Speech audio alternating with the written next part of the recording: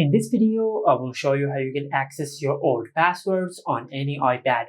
Now to do that, first of all, just go to Settings, and under Settings, just tap on your Apple ID.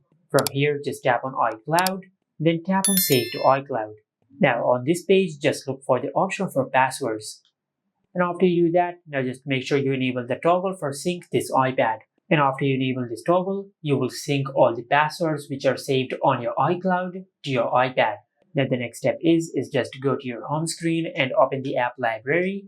Now over here, just look for the Passwords app. But if you're using an older iPad, the Passwords app will not be available in the app library. Instead, it will be available in the main settings page.